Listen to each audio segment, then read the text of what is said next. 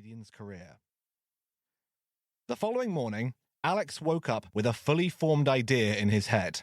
He would return to Edinburgh the following year, and he would bring with him not only his son, but also his own comedy award, a brand new pinnacle for comedians, and one that he would be in charge of.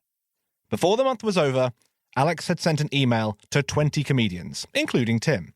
It read as follows. Hello. I know we're in the middle of Edinburgh, but I'm not there this year, so I'm busily and enviously planning for next year.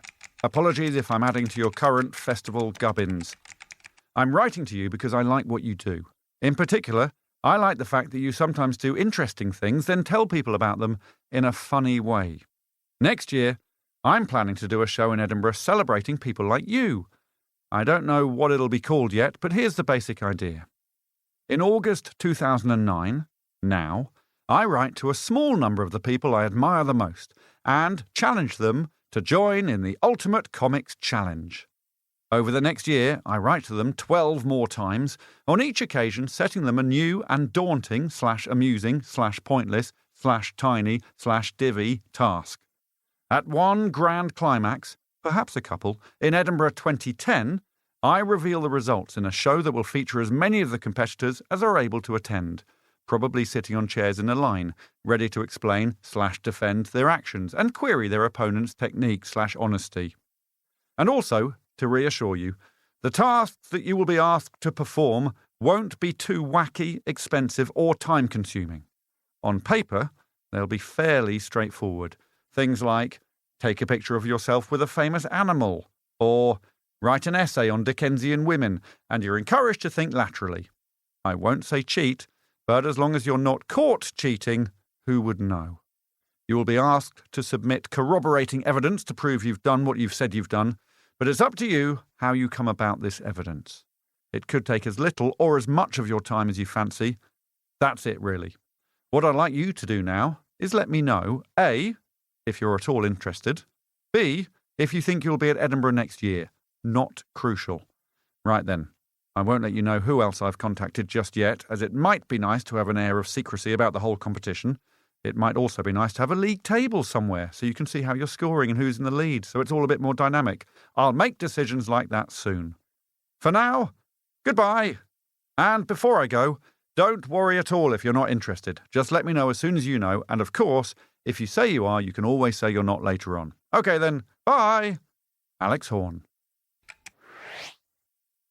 24 hours later, the following 20 comedians had signed up.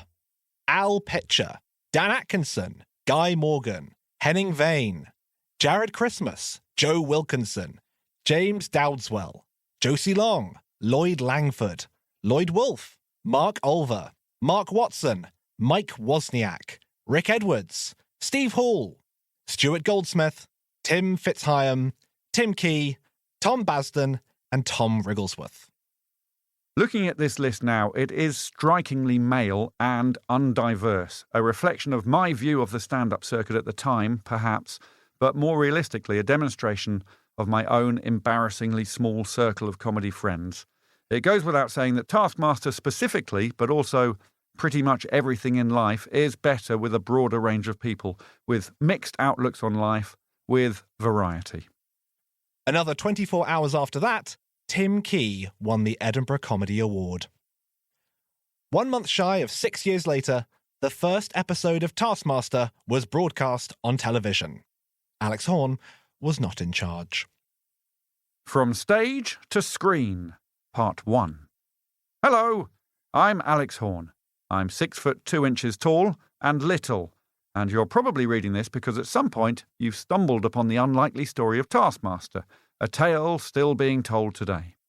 As explained, the idea was born soon after my first son, who is now nearly as tall as me. I can't stress enough how above average my height is. But the path from birth to sprawling television concept is so unpredictable and precarious that any sort of metaphors become instantly redundant. Let's just say it's been surprising. The Edinburgh show happened. It was both memorable and swiftly forgotten. We all moved on with our lives. Except I couldn't quite move on with mine because it was so much fun, and I still had this small child to occasionally escape from.